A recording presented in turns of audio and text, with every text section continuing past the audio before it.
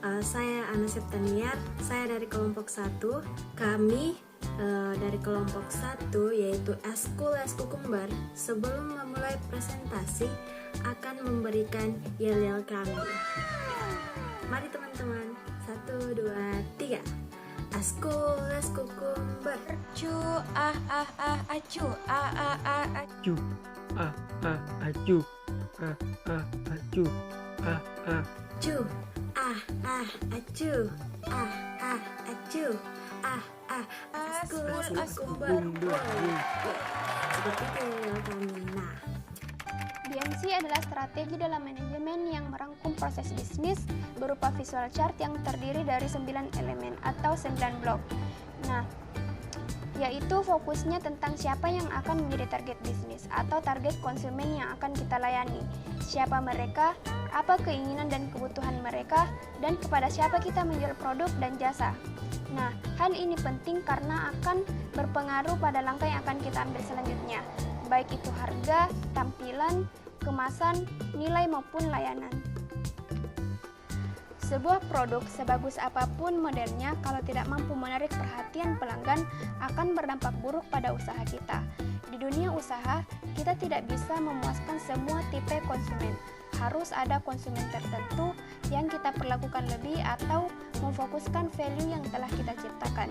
Situasi persaingan, keterbatasan sumber daya perusahaan membuat perusahaan harus memilih jenis pelanggan yang harus dilayani.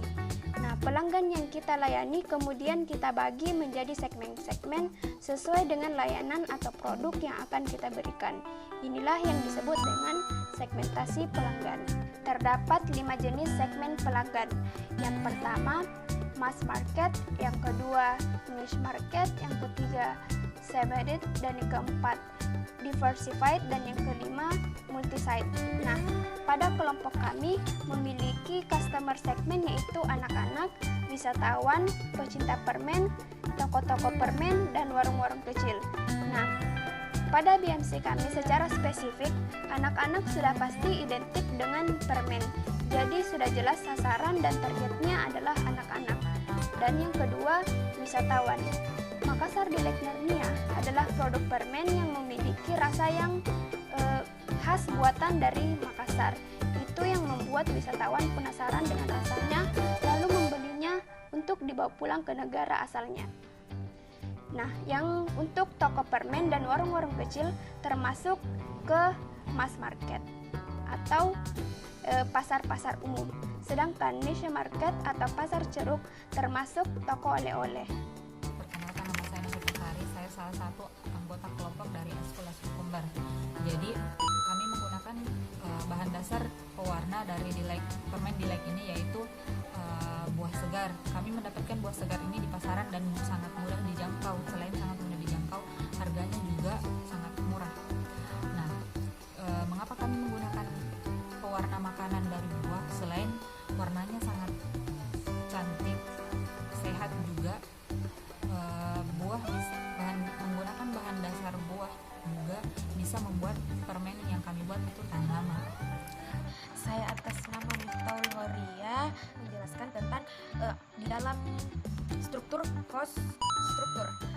Ada ya. Pertama saya akan menjelaskan bahan baku dan buah segar. Bahan baku dulu ya.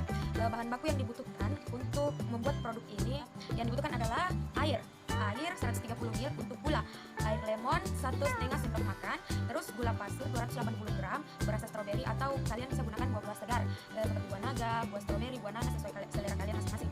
Dan air untuk campuran maizena sebanyak 270 ml. Lalu 1/2 sendok teh cream of tartar. Nah, dalam pembuatan produk ini saya dan kelompok saya membutuhkan pewarna makanan sedikit aja dan perasa buah segar, yaitu kita pakai buah naga. Kedua, saya akan menjelaskan gaji pegawai dan proses pengolahan produk. Pertama, gaji pegawai. Kita masuk gaji pegawai dulu ya. Gaji pegawai kita hitung sesuai dengan beberapa banyak jumlah yang telah habis dijual oleh pegawai tersebut. Lalu, proses pengolahan produk. Pertama, kita akan membuat sirup gulanya dulu. Kalian siapkan panci atau wajan, terserah kalian mau gimana. Terus masukin air, gula pasir sebanyak terserah kalian sih, dan perasa air lemon. Lalu larutkan semua bahan dengan cara diaduk di api yang kecil. Selanjutnya di panci lain kalian masukkan tepung maizena, ada cream of tartar, air, dan aduk sampai larut dan mengental pada api kecil. Selanjutnya, masukkan sirup yang telah dibuat sebelumnya, lalu aduk hingga mengental dan masukkan pewarna makanan atau perasan dari jus buah naga. Terus aduk hingga rata. Hingga rata maksudnya itu aduk sampai warnanya tercampur dengan rata. Terus kalian pindahkan ke loyang dan diamkan selama 3-5 jam. Lama banget kan?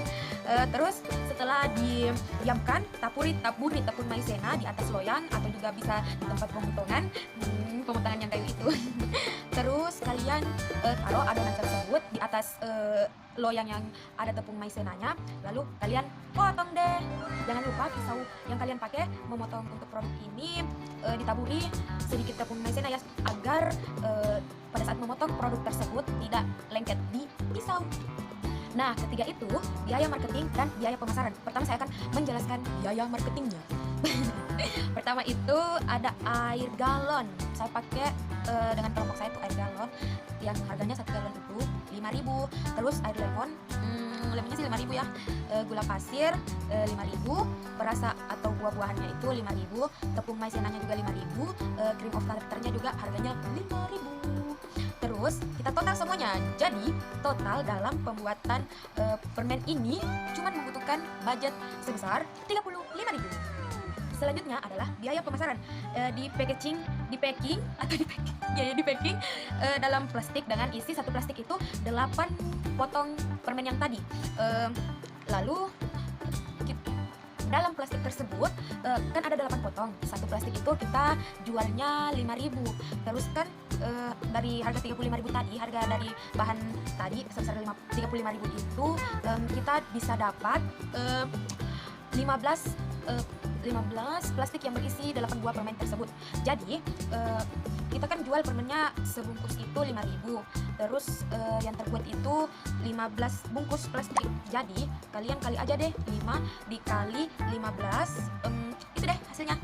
Enggak bercanda. 15 kita kali 5 berarti 75. Nah, di sini kalian bisa bagi 75 itu bukan dibagi ya. Dikurang 75 itu dikurang dengan biaya pengeluaran kalian atau pengeluaran kelompok saya sebesar 35.000 itu, lalu dikurang dengan 75. Jadi untung yang kalian dapatkan sebanyak 15 bungkus itu 40.000. Nah, simpel banget kan? Modalnya juga kembali. Saya Muhammad Rafi Hidayat. Value proposition adalah alasan mengapa pelanggan memilih kita dibandingkan dengan yang lain. Value proposition bisa merupakan cara baru dalam memenuhi kebutuhan pelanggan.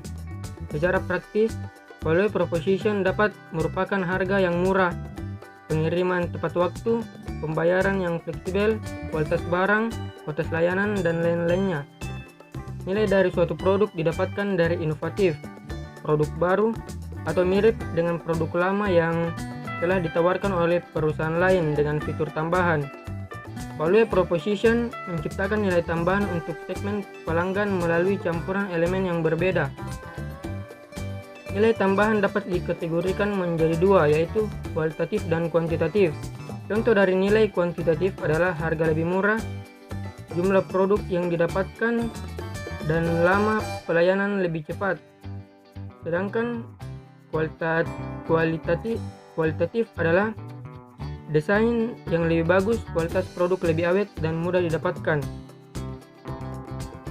Pada BMC kelompok kami yang berwirausaha, produk permen memiliki value proposition atau yang memiliki nilai tambah, yaitu bahan dasarnya lebih mudah didapatkan dan bertahan lama. Ini sangat cocok untuk wirausaha yang datang dari luar kota dan toko-toko permen serta warung kecil. Produk ini bisa meningkatkan daya saing produk oleh-oleh karena rasanya yang khas dari Makassar. Yang saya bahas adalah pada bagian key research. Jadi di sini key research di sini adalah sumber daya utama yang harus kami miliki untuk menjalankan bisnis kami. Nah, berhubung bisnis kami tentang permen yang terbuat dari buahan segar, maka yang kami butuhkan adalah lahan tani buah-buahan. Nah, di situ kami menginginkan sebuah lahan yang bisa kami gunakan untuk menanam buah-buahan segar kami, sehingga untuk membuat permen kami tinggal langsung mengambil dari lahan yang sudah kami buat. Nah, selanjutnya yaitu key research berhubungan tentang aset apa saja yang kami butuhkan agar bisnis kami bisa bersaing dengan bisnis lain atau bisnis yang serupa. Nah, yang kami butuhkan yang paling utama adalah alat pengolahan standar permen. Karena sebenarnya permen yang kami buat ini meskipun bisa dikelola tanpa alat pengolahan standar, sebenarnya untuk memproduksi dalam jumlah banyak, kami membutuhkan alat pengolahan standar sebuah permen, sehingga hasil yang dapat kami berikan itu bisa maksimal, seperti itu. Selanjutnya adalah bagian revenue streams. Nah, di sini revenue stream di sini maksudnya yaitu bagaimana cara bisnis kami bisa menghasilkan uang. Nah, adapun cara kami dalam menghasilkan uang dalam bisnis kami ini yaitu dengan menjual produk permen berbagai rasa. Namun sebenarnya kami akan mengembangkan juga olahan buah segar menjadi ekstrak yang bisa diminum seperti sirup. Jadi nanti kita bisa dari buah-buahan segar itu kami ekstrak menjadi sebuah olahan yang bisa kita pakai minum saat berbuka puasa, yaitu sebuah sirup. Tapi itu baru sebuah usulan. Tapi yang paling kami butuhkan yaitu adalah buah-buahan segar yang dibuat menjadi permen, karena kami sangat senang dengan permen, sehingga kami ingin membuka bisnis permen yang dibuat dari buah-buahan segar. Nah, selanjutnya dari revenue streams itu sendiri yaitu apa saja produk yang ingin kami jual. Nah, sebenarnya dari produk yang ingin kami jual itu terkhusus pada permen saja, yang mana dalam permen itu kami akan melakukan beberapa pemberian rasa dari buah-buahan segar. Nah, di sini kami memilih sebenarnya buah naga karena terbilang mudah untuk didapatkan. Selain itu, kita juga bisa membuat dari buah-buahan jagung, seperti itu. Nah, dalam revenue streams tadi itu sudah saya jelaskan bahwa bagaimana cara kita untuk mendapatkan uang dari bisnis kita. Nah, tadi saya sudah mengatakan untuk penjualan produk permen berbagai rasa. Nah, sebenarnya kami juga ingin mengadakan kunjungan wisata ke tempat produksi Makassar di Lake Senarnia. Nah, di sini rumah produksi nanti akan kami buat sebagus mungkin sehingga dapat dijadikan sebagai tempat kunjungan wisata. Nah, di sini para orang-orang dapat melihat bagaimana sih pembuatan dari Makassar di Lake Senarnia ini. Nah, di situ kita bisa membuka tarif untuk kunjungan wisata tersebut. Perkenalkan, nama saya Nur Fajar Supian, NIM 1744042020.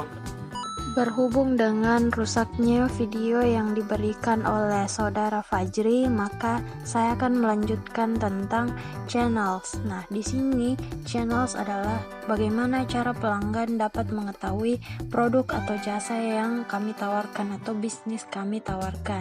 Nah, di sini selain bagaimana cara pelanggan dapat mengetahui produk atau jasa yang kami tawarkan, yaitu juga dengan bagaimana cara produk atau jasa bisa disampaikan ke tangan pelanggan dan apakah cara itu sudah efektif. Nah, di sini channels kami itu terdapat media sosial, toko permen, warung kecil, toko oleh-oleh dan reseller.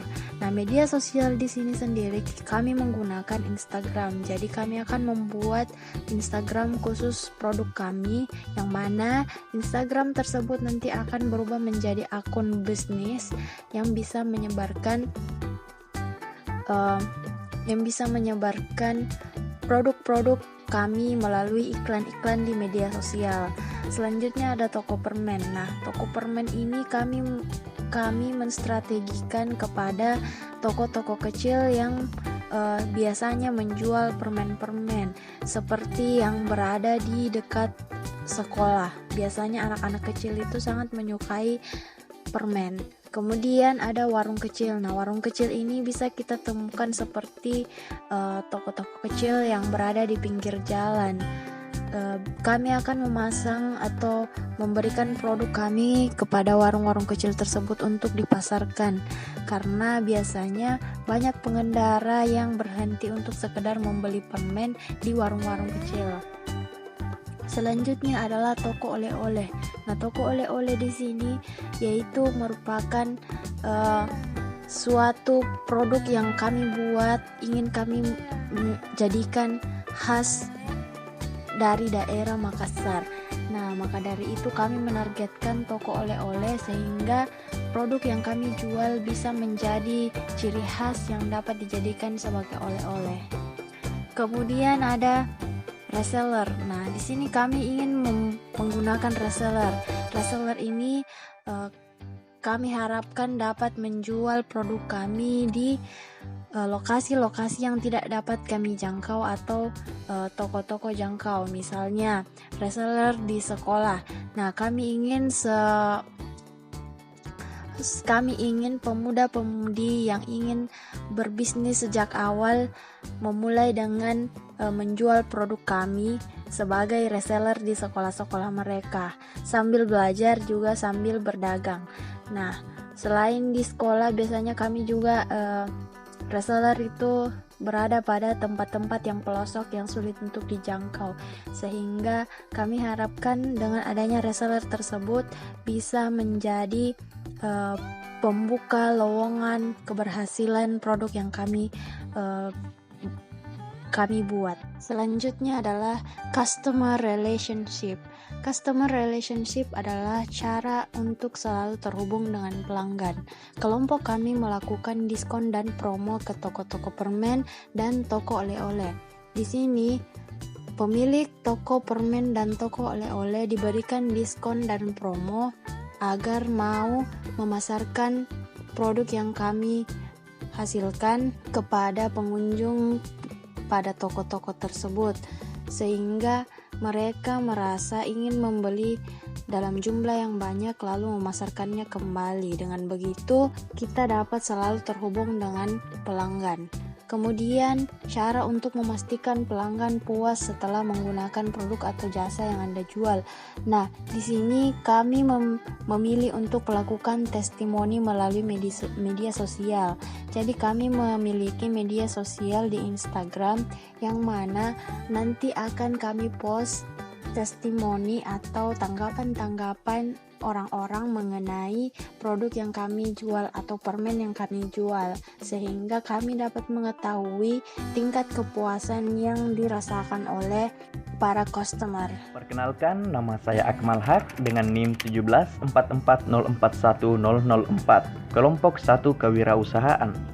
Di sini saya akan membahas tentang key partner dalam bisnis model kanvas kami. Key partner biasa juga disebut dengan rekan kerja. Kami mempunyai 3 rekan kerja, yaitu pedagang bahan permen, pengepul, kemudian pemilik toko permen. Rekan kerja pertama yaitu pedagang bahan-bahan permen. Yang dimaksud pedagang bahan-bahan permen tersebut seperti pedagang buah, pedagang gula, dan pedagang bahan-bahan lainnya. Dengan adanya kerjasama dengan pedagang tersebut, kita bisa mendapatkan barang yang berkualitas dengan murah. Kemudian, rekan kerja selanjutnya yaitu pengepul. Pengepul yang saya maksud adalah pengepul bahan pembuatan permen. Pengepul dapat mempermudah kita mendapatkan barang berkualitas dari pedagang buah dan pedagang bahan-bahan lainnya. Dan juga pengepul bisa juga sebagai distributor agar mempercepat produk kita masuk ke pasar penjualan. Kemudian rekan kerja selanjutnya itu adalah pemilik toko permen. Dengan adanya kerjasama dengan toko permen, kita dapat dengan mudah menjual produk-produk yang kita hasilkan. Penjualan produk bisa melalui pengepul dan bisa langsung ke toko-toko permen yang ada. Itulah tadi gambaran ringkas mengenai key partner dari bisnis model kanvas kami. Nah, itulah tadi penjelasan dari teman-teman saya bersama saya sendiri. Mungkin seperti itu saja. Saya akhiri dengan ucapan terima kasih dan wassalamualaikum warahmatullahi wabarakatuh. Hidup acu. Cu, acu, acu, askul, boy.